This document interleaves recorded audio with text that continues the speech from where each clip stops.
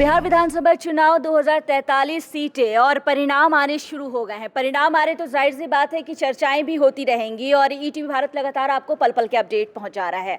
हमारे साथ हमारे कुछ सीनियर जर्नलिस्ट मौजूद हैं जिनसे हम जानेंगे कि आखिर आज के परिणाम को जो फिलहाल रुझान है और परिणाम में बहुत जल्दी कन्वर्ट होने वाले हैं उसे वो किस तरह से देखते हैं।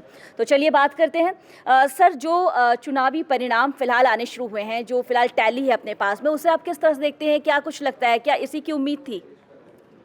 मुझे लगता है कि जो पिछले 20-25 सालों में जो डेवलपमेंट हुआ है जिस तरह से पॉलिटिकल, उसमें एक बात इस परिणाम से ज़ाहिर होती है कि लोग जातिवाद से ऊब चुके हैं। अब जाति के आधार पे वोट देना नहीं चाहते, क्योंकि ऐसा देखा जा रहा है कि जो परिणाम सामने आ रहे हैं उसमें 45 सीटें ऐसी हैं जो मुसलमान और यादव जो एमवाई समीकरण है उन सीटों पर बीजेपी और जेडीयू की बढ़त है। 18 सिर्फ सीटें ऐसी हैं जिस पर आरजेडी की बढ़त है। तो दिखाई पड़ता है कि जातिवाद को ये पहला चुनाव है जो बहुत ही बुरी तरह से तोड़ रहा है। ये एक उम्मीद भी जगाता है बिहार के लिए। और दूसरा है कि जो नीतीश का अपना काम है, आप जहाँ भी जाएं सड़कें मिलेंगी, बिजली मिलेंगी, आपको हर जगह नल जल योजना जो है वो ज़मीन पर दिखेगी। तो लोग जो देख रहे हैं, जो उनके आसपास चीज़ें हो रही हैं, उससे वो इस बार वादों से, इस बार सपनों से, कल्पनाओं से वो नहीं चल रहे। हकीकत जो ज़मीन पे दिख रही है उसके मुताबिक वो वोट डाल रहे हैं। ये वोट सही मायने में अपने आने वाले दिनों के भविष्य के सुरक्षित करने के जो तरीके हो सकते हैं उसका एक तरह से एक मैनिफेस्टेशन है। तो मुझे लगता है कि जातिवाद भी टूटा है इसमें। एक जो हकीकत है वो बिहारी के बारे में जो कहा जाता था कि ये हकीकत में कम जीते हैं और एक जो इनके अंदर में जो सपने दिखाए जाते हैं जातिवाद को लेकर के उसको जीते हैं, तो ऐसा नहीं है। वो एक ग्लोबलाइजेशन का दौर भी है, लोग बाहर निकल रहे हैं, बाहर की दुनिया को भी देखते हैं, उनको लगता है कि ये दुनिया हमारे यहाँ भी होनी चाहिए। तो उसकी भी एक तरह से प्रकटीकरण है, एक तरह से एक सिंबलाइजेशन है। तो मुझे लगता है कि बहुत उम्मीद जगाती है ये चुनाव परिणाम, उम्मीद जगाता है। बिल्कुल उम्मीद जगाने वाले परिणाम है, ये कहना है। और इस पर मुझे एक बात याद आ गई, वो मैं अपने पाठकों को बताना चाहती हूँ, अपने दर्शकों को, कि एक बार मैंने एक महिला का इंटरव्यू लिया था और उनसे पूछा था कि इस बार आप जाति पर वोट करेंगी या फिर विकास पर। तो उन्होंने मुझसे पूछा था कि विकास कौन सी जाति है। तो ये जो भ्रम है ये शायद इस बार टूटता नज़र आ रहा है चुनाव परिणाम में। सर, ये बताइए कि इस बार जो परिणाम आ रहे हैं, एनडीए जो है वो जश्न मना रही है। लगातार उनके जितने भी ऑफिसेज हैं, दिल्ली में भी लड्डू और लिट्टी चोखा सबकी तैयारी कल ही हो गई थी। तो पहले से जो ये जश्न की तैयारी की गई थी, इतना ज़्यादा कॉन्फिडेंस कैसे आया? क्या ऐसा उन्होंने किया, उनका एजेंडा ऐसा क्या रहा जिसका ये आज उन्हें फल मिला है कि जीत के रूप में उनके सामने आ रहा है? एनडीए का देखिए, बहुत सारी चीज़ें उनकी क्लियरिटी के साथ थी, उनके डेवलपमेंट की दिशा तय थी, उनके लीडर्स बहुत जो है क्लियर कट थे। जबकि दूसरी तरफ हम देखें महागठबंधन में तो कन्फ्यूजन ही कन्फ्यूजन था। तो ये उनको इसलिए कॉन्फिडेंस आया क्योंकि उनकी जो डेवलपमेंट की जो रूपरेखा है, जो रोड मैप है और जो उनकी जो नीतियां हैं, वो मुझे लग रहा है कि समझाने में वो कामयाब रहे। खास करके जो महिला वोटर है जो एक जगह कंसोलिडेट हुआ, और जो युवा वोटर है जो उसको दिखता है कि बिहार जो है बदल रहा है और बिहार बदल सकता है। तो ये सब चीज़ें उनके फेवर में गईं और जिससे उनको इतना थम्बिंग मेजॉरिटी में जीत हासिल हुई। और दूसरी तरफ वो लोग अपनी चीज़ें नहीं पहुंचा पाए वोटर तक और बहुत कन्फ्यूजन था उनमें, अपने भी कॉन्फ्लिक्ट थे और वो सारी चीज़ें उनको वो खामियाजा महागठबंधन को देखने को मिला।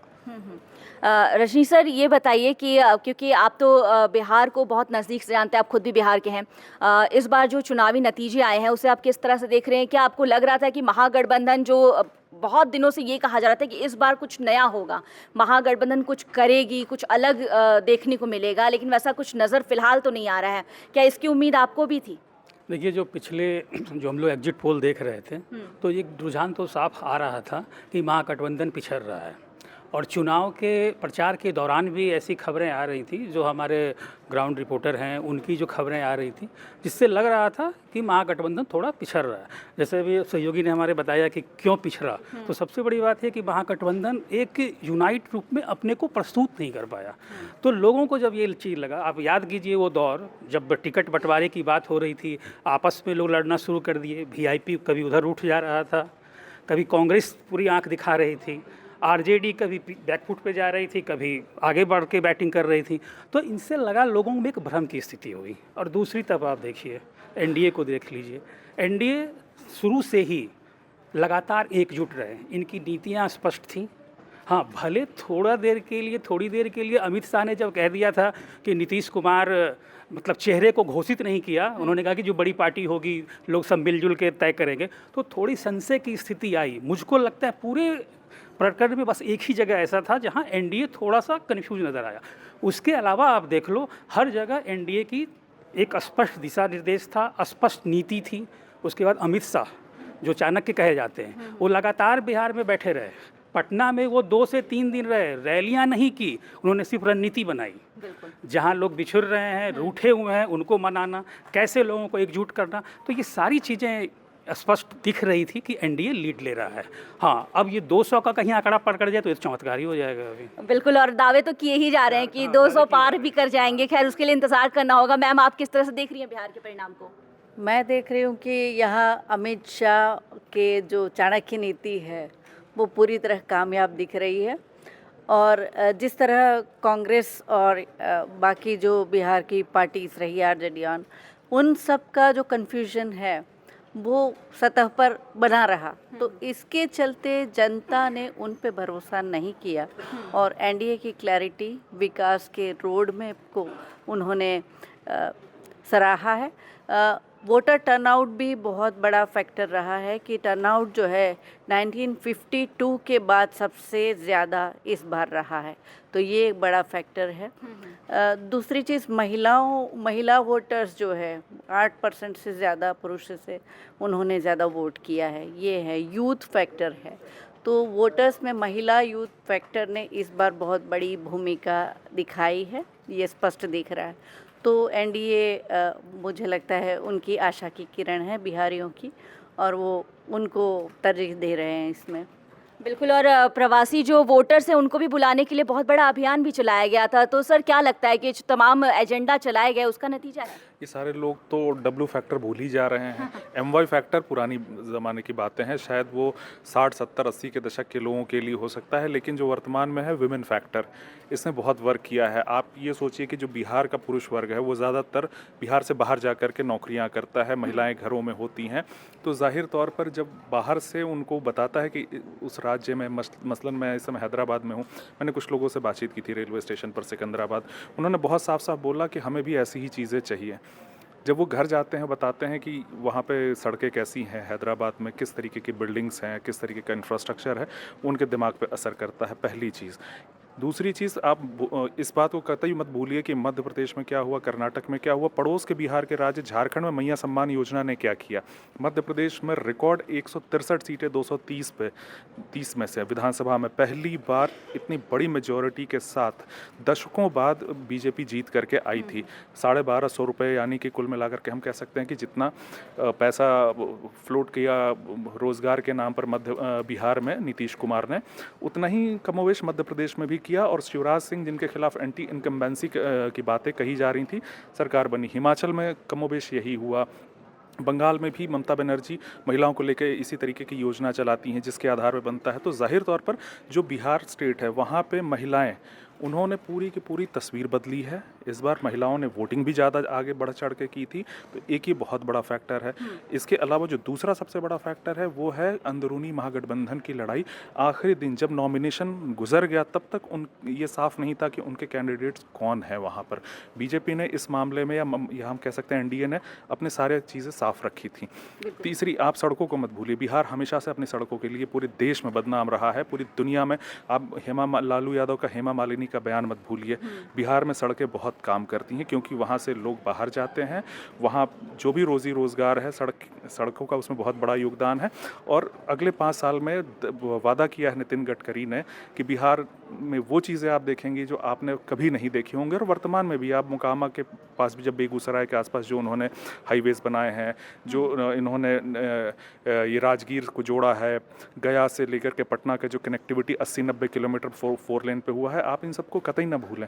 ये वो फैक्टर्स हैं जिसने बिहार के लोगों को एक उम्मीद जगाई है। लेकिन मैं तो मानता हूँ कि इसमें महिला यानी कि डब्ल्यू फैक्टर ने सबसे बड़ा वर्क किया है। बिल्कुल, वो फैक्टर भी है और जो तमाम रीज़न बताए जा रहे हैं कि आखिर एनडीए की सरकार इस बार कैसे बिहार में बनेगी और क्यों बनेगी, उसमें बहुत हद तक सच्चाई भी है। सर, तमाम चीज़ों की बात हो गई, लेकिन सबसे इम्पॉर्टेंट मुस्लिम मतदाता भी कहीं ना कहीं बिहार में रहते हैं और वो अपना वोट बहुत सोच समझ के करते हैं, पर्टिकुलर किसी पार्टी को ही करते हैं। इस बार बहुत सारे चेंजेस दिख रहे हैं, आप उस चेंज को कैसे देख रहे हैं? देखिए, तेजस्वी MY फैक्टर में उसको सुलझन बनाना चाहा, लेकिन वो उलझ गया उसमें। 52 यादव उम्मीदवार भी उतारे, लेकिन मुझे लगता है कि एक पक्ष को मजबूत करने के चक्कर में वो दूसरे जो ज़्यादा पक्ष थे उसको मेरे ख्याल से वो कैटर करना उनसे भूल हो गई। और ये जैसा हमारे सभी साथियों ने कहा कि मोर स्टडी मोर कन्फ्यूज़न हो गया। वो लास्ट तक उलझे रहे तमाम उलझनों में और उनकी उलझनें खुद बढ़ती गई। एक बात मैं कहना चाहूँगा, जैसे विकास जी ने कहा कि जाति को छोड़कर विकास का हाथ थामा उन्होंने, है ना, और महिलाओं ने जो है स्टेप आउट किया, बम्पर वोटिंग हुई इस बार। और एक मिथक लेकिन इस बार ये टूटा है कि जब आप बम्पर वोटिंग करते हैं तो ये माना जाता है अमूमन कि ये सत्ता विरोधी लहर है, लेकिन इस बार एक कमज़ोर कड़ी किंग मेकर बनकर उभरा। नीतीश कुमार की महिला हितैषी नीतियों को लोगों ने सराहा, महिलाओं ने बम्पर वोटिंग की, 10,000 रुपये ट्रांसफ़र हुए थे। मुझे लगता है 1.25 करोड़ मध्य प्रदेश में थे, 1.5 करोड़ बिहार में 1.5 करोड़ लोग जो है कर दिया, 1.25 करोड़ ने मध्य प्रदेश में किया था। 10,000 ट्रांसफ़र हुए, बल्ले बल्ले थी, महिलाएं बाहर निकली घर से, सबसे ज़्यादा वोट उन्होंने ही किया। और देखिए आप आज बिहार पे लगता है मुझे डबल सेंचुरी के करीब हैं ये लोग। और आरजेडी जो है मेरे ख्याल से 50 के आसपास महागठबंधन लग रहा है कि कि सीट जो शेयरिंग का सिस्टम था वो भी बहुत ही खराब कह सकते हैं, जो इनकी एक बड़ी। चलिए, यहाँ पे आपस में ही हमारे जर्नलिस्ट कुछ डिबेट करना चाहते हैं तो हम भी इसे आगे बढ़ाते हैं। बोलिए सर। ये जो महिलाओं को लेकर के बार बार ये कहा जा रहा है कि 10,000 रुपये ने बड़ा काम किया, ये बड़े ही एक ऊपरी सतह की व्याख्या है। असल में सच्चाई ये है कि 20 साल पहले नीतीश कुमार ने जिन लड़कियों को साइकिल दिया था वो माएँ बन चुकी हैं, उनके बच्चे अब स्कूल जाने लगे हैं, उनको पता है कि साइकिल ने क्या क्रांति की थी। कि 10,000 रुपये क्रांति नहीं किया है। बिल्कुल 10,000 तत्कालिक उसका एक असर हो सकता है, लेकिन जड़ जो है ना, रूटेड महिलाओं का जो एक एम्पावरमेंट है, जिस तरह से नीतीश कुमार ने किया है। दूसरा पहलू एम्पावरमेंट का है स्वयं सहायता समूह। स्वयं पहले क्या था कि आप किसी लेंडर के पास जाते थे जो उधार देता था, ज़मींदार होता था, वो अनाप शनाप ब्याज पर पैसे देते थे आपको। एक ऋणी जाल जो है वो पैदा होता था, उसमें उलझता जाता था पूरा परिवार और कई बार वो तबाह हो जाते थे। नीतीश कुमार ने स्वयं सहायता समूह बना करके महिलाओं को एम्पावर्ड किया। अब उन्हें किसी लैंड लॉर्ड के पास नहीं जाने की ज़रूरत थी, किसी मनी लेंडर के पास नहीं जाने की ज़रूरत थी। अब वो सीधा बैंकों से पैसे लेती थी। और वो जो साइकिल पर चढ़ करके, साइकिल पर चढ़ना बिहार जैसे राज्यों में लड़कियों का साइकिल पर चढ़ना ही अपने आप में क्रांति है, रिवॉल्यूशन है। नीतीश कुमार ने एक रिवॉल्यूशन का रोड मैप तैयार किया और वो रिवॉल्यूशन आज के डेट में महिलाओं के थोक भाव में जो कहते हैं वोटिंग, उसके रूप में सामने आया है। 10,000 रुपया जो अकाउंट में डाले गए हैं, ये उनका बोनस मात्र है। बिल्कुल, और खुद नीतीश कुमार भी इस बात को कहते आए हैं कि जो उन्होंने बच्चियों के लिए जो योजनाएं शुरू की थी, आज से जब उनकी सरकार नहीं आई थी उस समय, ये साइकिल योजना हो या पोशाक योजना हो, उसके बाद वही महिलाएं आज उनकी वोटर हैं और उसका असर उनके हर बार के इलेक्शन में देखने को मिलता है। बिल्कुल, लोग भूल जाते हैं ना। जैसे आपने जो कहा ना कि बच्चियों की योजनाएं शुरू की, बिल्कुल, जो लड़कियां मैट्रिक पास करती थी 60% के साथ, उसे 10,000 रुपये दिया जाता था। ये 10,000 रुपये पहली बार दिया गया है, एक बार दिया गया है, भविष्य में क्या होगा मालूम नहीं। लेकिन जिन लड़कियों ने 10,000 रुपये ले करके 60% पास करके और बाद में वो चली गई टेक्निकल एजुकेशन में, medical education, paramedical education, teacher बन गई, जज बन गई, तो उन्होंने एक तरह से इबारत लिखी है। वो वही महिलाएं हैं जो बच्ची कभी थी वो महिलाएं हैं जो थोक में अपना वोटिंग देकर के कृतज्ञता ज्ञापित कर रहे हैं नीतीश कुमार के प्रति कि मैं आपके साथ हूँ, आप आगे बढ़ें। बिल्कुल। और ये जी जो वादे तेजस्वी ने भी किए वो तो 30,000 का वादा कर रहे थे कि हम 30,000 देंगे जीविका दीदी को, लेकिन आप देखिए महिलाएं जो भी बता रहे थे कि जो उन्होंने महिलाओं के बीच अपनी एक पैठ बनाई है, आज से नहीं, वो उनकी 20 साल पुरानी ये मेहनत है, वो आज दिख रही है। तेजस्वी में के झांसे में वो लोग नहीं आए, 30,000 का उनको लोभ नहीं आया, वो 10,000 का ही उनको लगा कि नहीं ये ठीक है, ये बंदा करके दे रहा है। और सबसे बड़ी बात क्या कि सबके खाते में पैसे चले गए। आप बिल्कुल, याद करिए, बिल्कुल, मैं एक बताता हूँ झारखंड का आपको, जब झारखंड का चुनाव हो रहा था तो बीजेपी ने ज़्यादा पैसे के वादे किए थे, लेकिन बीजेपी की तरफ वोट नहीं गया। हेमंत सोरेन ने यही काम किया था कि जो भी उन्होंने वादा किया सारे पैसे सबके बैंक अकाउंट में चले गए। तो एक लोगों को भरोसा आता है कि ये सिर्फ ये वादा नहीं कर रहा है, ये करेगा। ये जो तो ये जो बिल्कुल, तो ये जो भरोसा है उसका ये नतीजा माना जा रहा है। हमारे एक्सपर्ट बता रहे थे कि किस तरह से नीतीश कुमार की ये 20 साल की मेहनत है और एनडीए को भी उसका फ़ायदा होता दिख रहा है। पीएम मोदी, अमित शाह, इन तमाम लोगों ने जो प्रचार अभियान चलाया उसका भी असर है। तो बहुत मिला जुला असर, जिसकी वजह से नीतीश कुमार की बहार बिहार